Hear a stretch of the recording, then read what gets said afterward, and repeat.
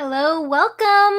Thank you for joining me today. My name is Jenny. I am the owner and founder of Sipping Streams Tea Company, and you have joined us today on the Essence of Tea podcast. So, for today's podcast, this is a live video, so it's really happening live in real time. If you're watching, say hello in the chat. I would love to know where you're watching from and what kind of tea you're drinking today if you're a tea drinker. So, on the Essence of Tea podcast, we discuss all things tea. And for today's topic on tea, I thought it'd be very appropriate because we just celebrated Mother's Day was to talk on the topic of teas that are really healthy for mothers, especially slimming teas and teas that are good for mothers who've just had babies or who are pregnant or who are even breastfeeding, because a lot of mothers who are nursing are kind of concerned about what they might be passing on to their baby. So if you're watching today, let me know where in the world you're watching from and what kind of tea you're drinking right now. And say hello in the chat. I would love to meet you. So if this is your first time meeting me, my name is Jenny. I'm the owner and founder of Sipping Streams Tea Company. We are an 11-time international award-winning tea company out of Fairbanks, Alaska. And with our tea company, we've been in business for 14 years, and I actually have a background in sports medicine, so in athletic training. And I also have a background, my previous career was also teaching, so I used to be a high school teacher. One of my passions of why I started my tea company was to help educate people on the worlds of tea and the health and wellness benefits and perks that are out there in the worlds of tea. Now, there's a lot to learn in the worlds of tea, and so I know a lot of people have all sorts of questions. So I'd love to see your questions in the chat, and feel free to drop them in at any time. We would love to make sure that we answer your questions about tea and health and wellness.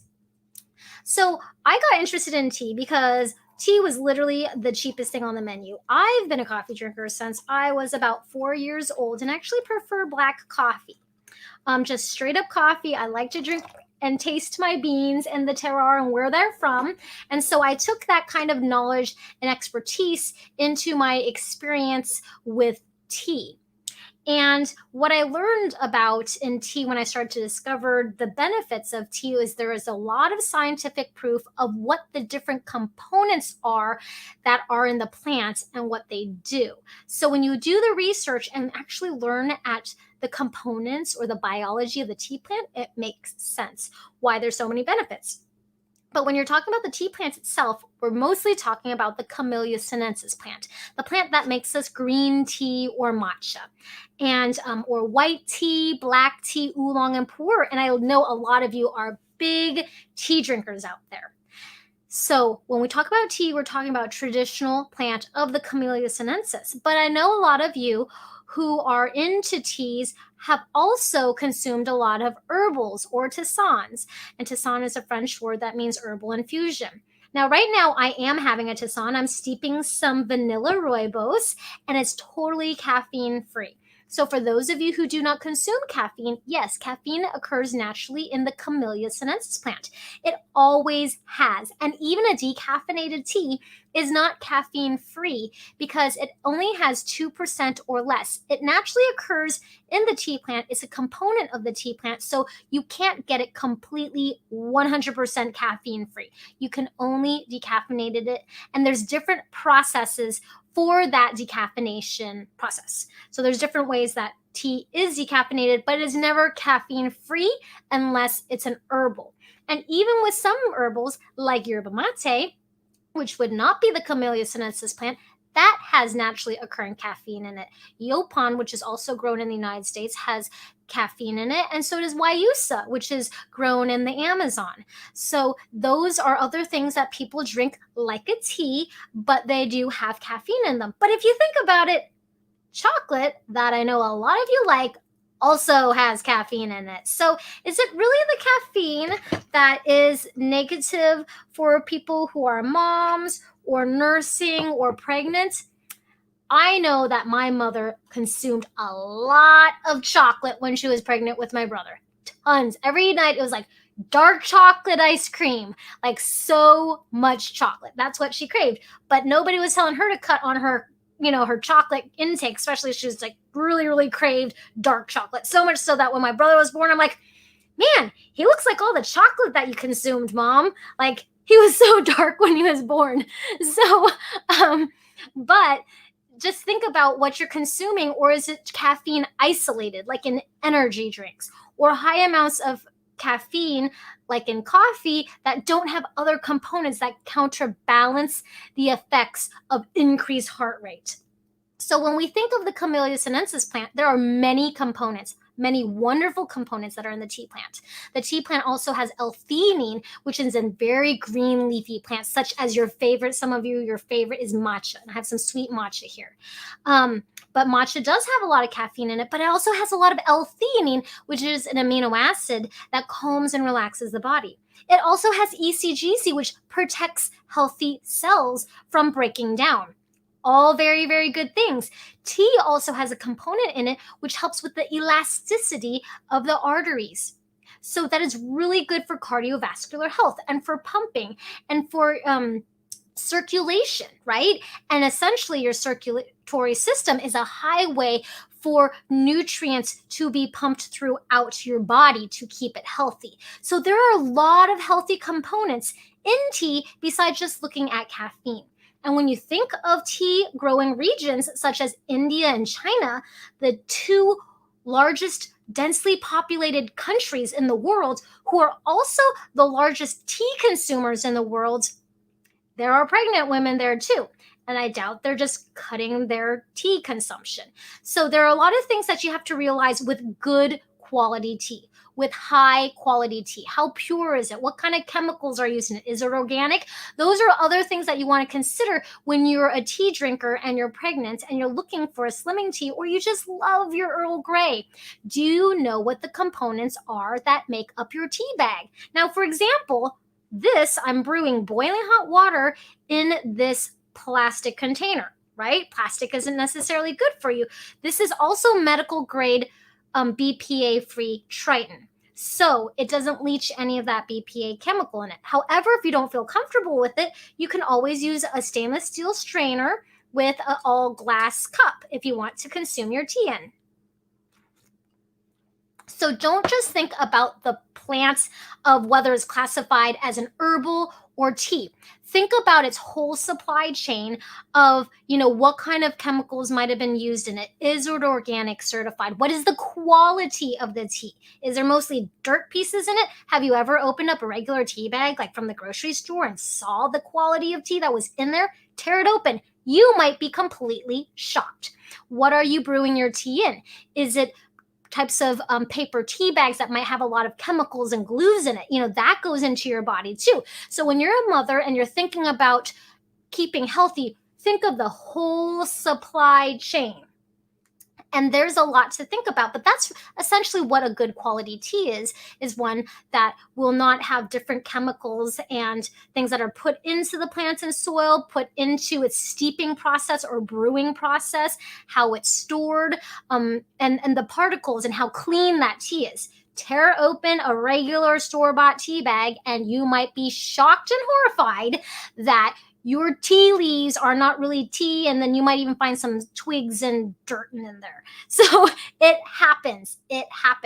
Because tea in the majority of the world is the number one most consumed beverage in the world, which has the highest demand for production, which means they will sell like anything. So you just have to realize that, especially if you're a mom and if you're looking to have something that is healthy for your baby and healthy for when you're nursing, think about that whole entire supply chain. But today I wanted to show you some options that would be great, that would be very slimming, would be very good for helping fight inflammation. And these are all highly suggested to consume without any sugar. This vanilla rooibos is from South Africa, and rooibos is only grown in South Africa. It has a lot of the same antioxidants that are in the tea plant. It doesn't have that ECGC antioxidant, but it has many other antioxidants that are just the same as the tea plant, and other ones are different and really, really powerful. Really help with inflammation, really help with anti-brain aging, and fighting allergies. You can even give it to a baby as long as you're not the very slim percentage in the world that happens to be allergic to rooibos. Rooibos acts as a natural antihistamine, so it's great for fighting allergies. Maybe your baby has a food allergy and you don't even know it. It's just, coming out an eczema or something like that. So usually rooibos tastes really good, hot or cold. So don't give your baby boiling hot tea or this Tisane. And also think about that you can give it straight to a baby for the majority of the time, unless they happen to be the slim percentage in the world that actually is allergic to it. And you can even put it on your skin. So if you had a cloth and you wanted to dip it in the rooibos, you could put it right on your skin, and it helps alleviate inflammation. Wow. I know it's mosquito season soon here in Alaska. We already have huge mosquitoes coming out. And that's what I actually put on my skin to stop the itch of the mosquito bites. Like I said, it acts as a natural antihistamine. When I was a baby, my mom said I had like so many sores in my mouth. I was one of those really temperamental babies. I am lactose intolerant, so maybe that explains why a lot of things were really hard for me when I was a kid. And when I was a baby, my mom said I always cried. She should have tried some rooibos on me, because whenever I have a sore or a canker sore or a cold sore and I drink some rooibos, it instantly numbs it on contact without any burning or medication kind of thing. No weird taste. And again, tea is 99.9% water. And if you are hydrated the way you need to be, your vital organs can operate in the most optimal condition, because most of the time we're dehydrated, especially if you're going to be a nursing mother. You are losing a lot of fluids and nutrients out of your body, so you want to replenish those things in your body. Now, for those of you who are watching right now who aren't pregnant, you might be like, oh yay, I finally can drink matcha again. Well, matcha is just green tea. It's just very potent green tea. And when you drink that green tea, you're drinking the whole pure meat of the leaf. So you're also getting other dense nutrients like vitamin K and chlorophyll. It's like you're eating your spinach and your kale, but in a cup of tea.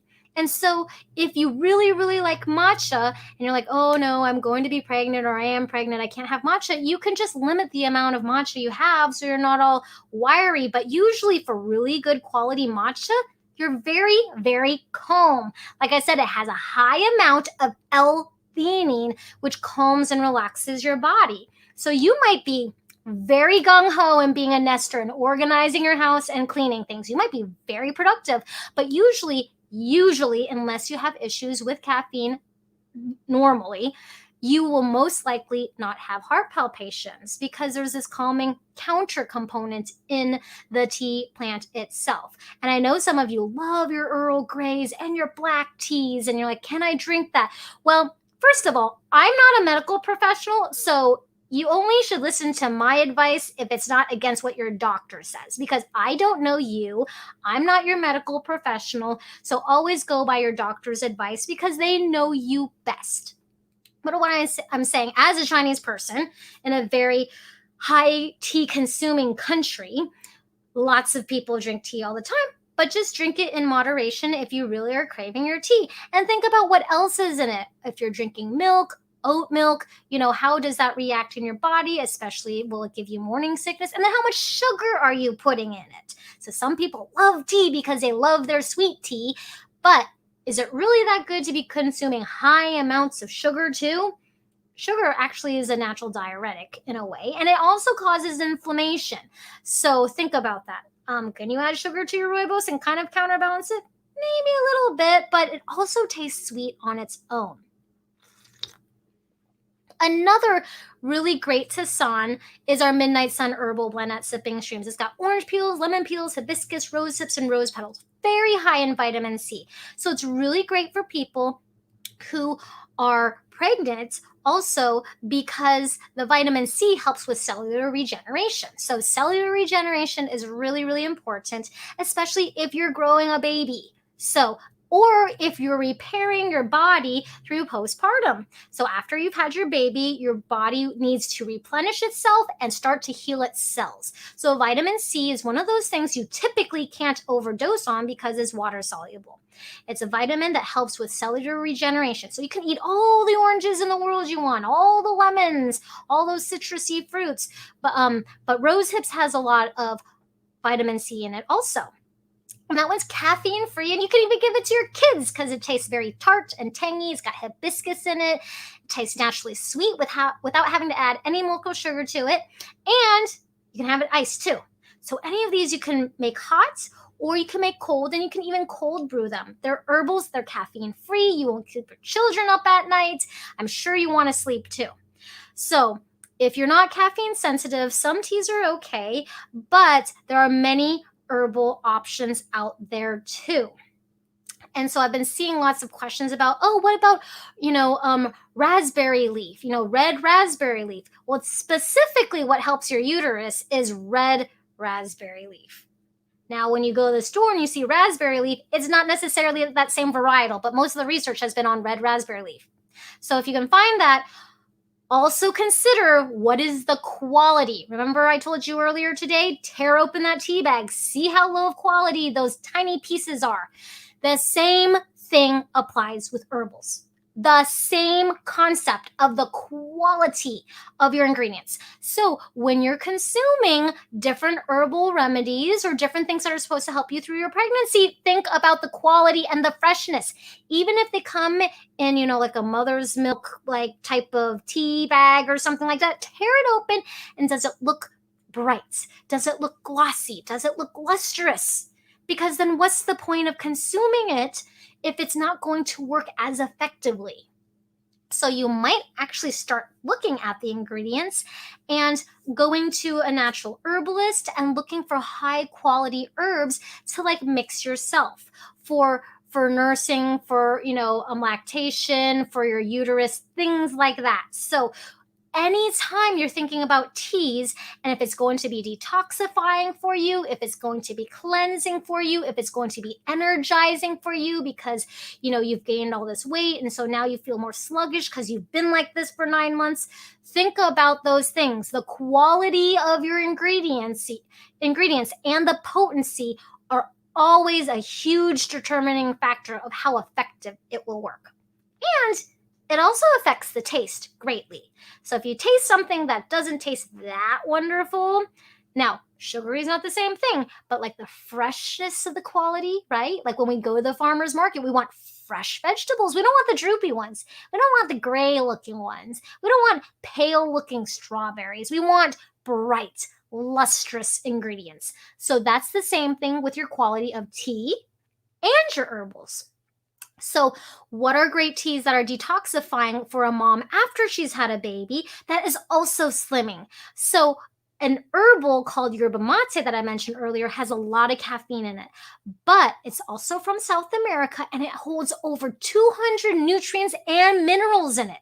So if you're feeling drained, not only does it have a lot of caffeine in it to boost your immune system, it is from a green leafy plant, so it has that amino acid, L-theanine, that calms and relaxes your body, but it is boosting your immune system with all these different nutrients, including B vitamins, and it also helps with fighting depression and fighting anxiety and burnout, because what some of those combination of nutrients in the yerba mate do is help with your neurons on firing correctly and normalizing, and that's what really helps fight Alzheimer's and depression and anxiety and things like that, is the combination of the B vitamins and all those other nutrients like vitamin K and things like that, chlorophyll that will be in yerba mate too. So if you can consume caffeine again, yerba mate is a great one to drink. Remember, the quality of the ingredients is always important. Is it bright? Is it shiny? Is it clean looking? Or does it really look dull and dusty? look at the quality of your ingredients. If you're putting them into your body and you're going to be, essentially passing on those nutrients to your baby, you might want to consider those things. So I hope you found this episode very, very helpful for you. And we have a different podcast every week. We have a live podcast every week on our YouTube channel and on our Sipping Streams Facebook page and our Sipping Streams Tea Tribe. If you want to learn a lot more about tea, join our private Facebook group, the Sipping Streams Tea Tribe. It's absolutely free. You can ask me all kinds of questions there about health and wellness and tea and history and so many things like that.